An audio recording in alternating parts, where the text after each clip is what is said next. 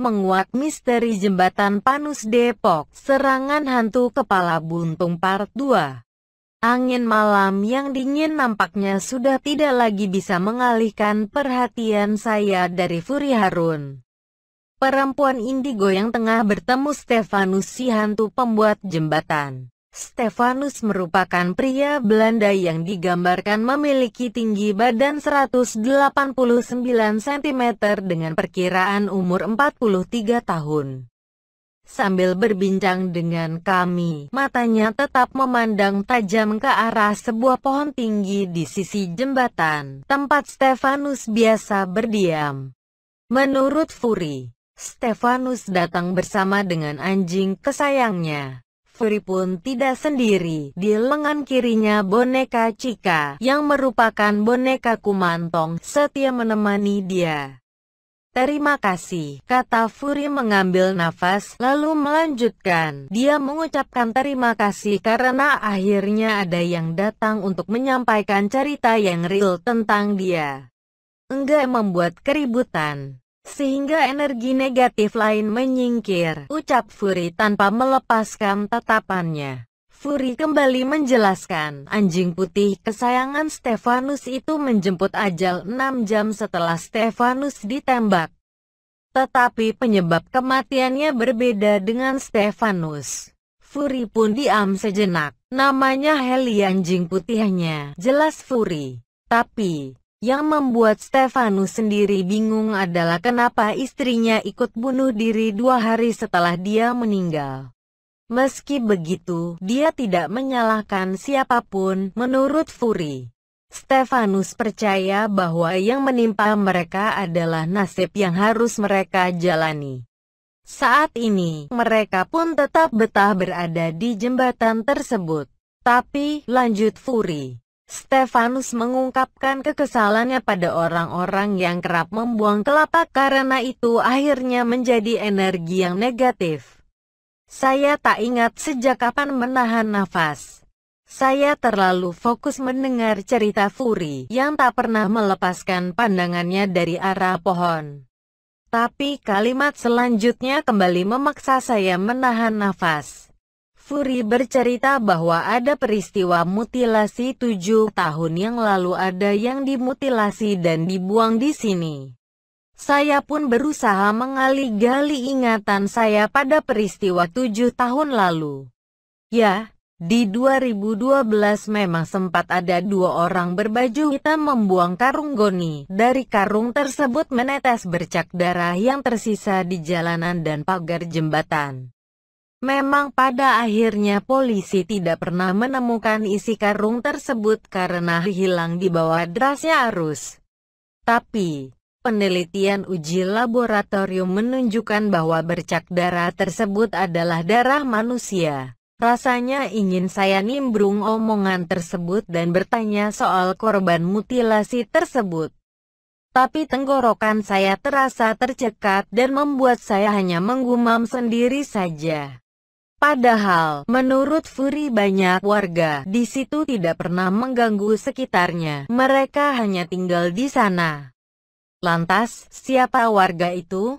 Sekali lagi, tanpa perlu saya bertanya, Fury nampaknya bisa membaca pikiran saya. Warga di sana adalah mereka yang meninggal saat membangun jembatan tersebut. Menurut Stefanus, jembatan itu memang dibuat untuk masyarakat Indonesia. Hanya saja peralatan yang belum memadai membuat potensi kecelakaan kerja meningkat. Itu membuat banyak sekali rakyat yang meninggal karena memikul barang terlalu berat.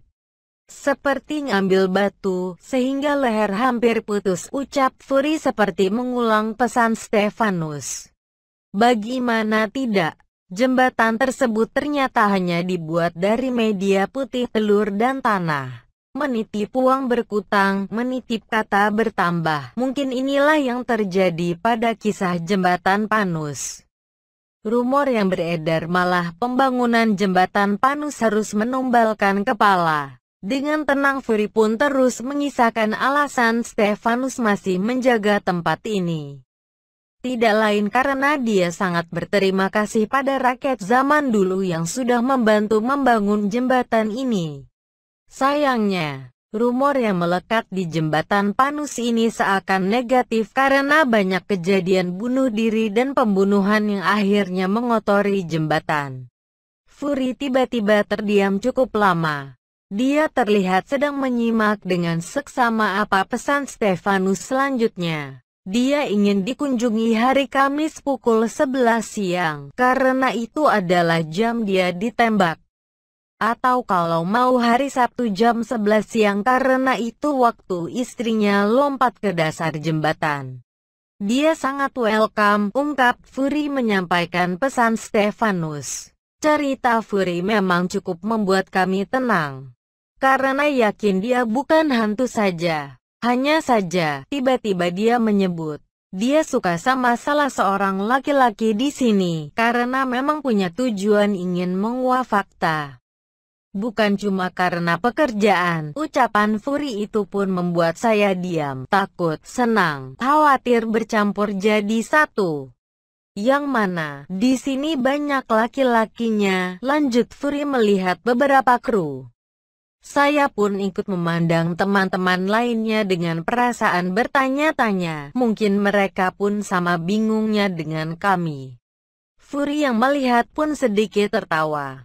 Kata-kata dia selanjutnya memang sepertinya di luar skenario awal kami. Ada yang mau dijadiin mediator, kata Fury sambil tersenyum. Kami yang tidak siap akhirnya diam saja. Tidak ada satupun yang mengajukan diri. Saya pun tidak terpikir tubuh saya dimasuki oleh roh lain. Akhirnya Fury pun menggagalkan acara mediasi tersebut. Just let it flow ya, tutur dia. Fury pun memberi pengertian ke kami. Meskipun sedang gerimis tapi ini adalah best moment spirit ingin menyampaikan sesuatu. Dan inilah yang dia maknai dari ghost hunting. Apa sih makna ghost hunting? Apa harus buat keributan, gaduh, heboh lalu kita pergi? Kalau menurut saya sih enggak, katanya. Di tengah penjelasannya itu, tiba-tiba Fury berhenti lantaran ada salah satu kru Okezone yang mual. Dia pun menjauh ke ujung jembatan untuk menghindari energi negatif. Fury pun melanjutkan penjelasannya yang sempat terpotong. Jadi setelah bertemu ada sebuah pesan yang harus dirilis. Sehingga menjadi berita yang benar, katanya. Perempuan ini melanjutkan, memang saat datang ke Indonesia Belanda banyak sekali menyakiti rakyat Indonesia. Tetapi dia berusaha saat membangun jembatan ini, dia membangunnya dengan hati. Meskipun dalam jangka waktu yang lama, tiba-tiba Fury menengok ke bawah seakan kakinya digigit serangga. Saya pun melihat ke arah kaki Fury. Memang dia hanya mengenakan celana sebatas lutut. Mungkin digigit nyamuk, pikir saya. Sayangnya dugaan saya meleset 100%. Kok ada kepala ya? Oke, kata Fury sambil melihat ke bawah seakan menyuruh kepala itu pergi. Saya yang tadinya sudah mulai mengantuk karena mulai merasa nyaman tiba-tiba segera ketika Fury berkata seperti itu. Jantung saya pun berdesir, udara dingin kembali saya rasakan makin menusuk. Saya melihat Fury yang membelakangi kamera, seakan mencari kemana kepala itu hilang. Mungkin tadi ada yang nanya ya? Mbak Fury melihat kepala enggak, terus saya bilang enggak, terus dia beneran muncul. Ada yang lihat gak sih? Tanyanya ke kami. Saya hanya menggeleng pelan sambil mencoba mencerna apa yang telah terjadi. Gewe jadi kayak ketakutan sendiri jadinya, lanjut Fury. Selang beberapa detik Fury kembali membelakangi kamera. Dia pun seakan menyapa kepala yang ingin ikut tampil itu. Oke, kamu ada, tapi nanti ya ceritanya, katanya berbincang dengan kepala tersebut. Setelah mengambil nafas, Fury pun kembali melanjutkan kisah pembangunan jembatan tersebut. Jadi setelah membangun ternyata dia tidak dipulangkan ke Belanda. Tapi malah ditembak oleh 2 tentara Jepang di hari Kamis jam 11 siang, jelas Fury. Jadi kalau kamu mau ke sini, merasakan energi yang ada di sini, energinya sangat besar, sangat ramai.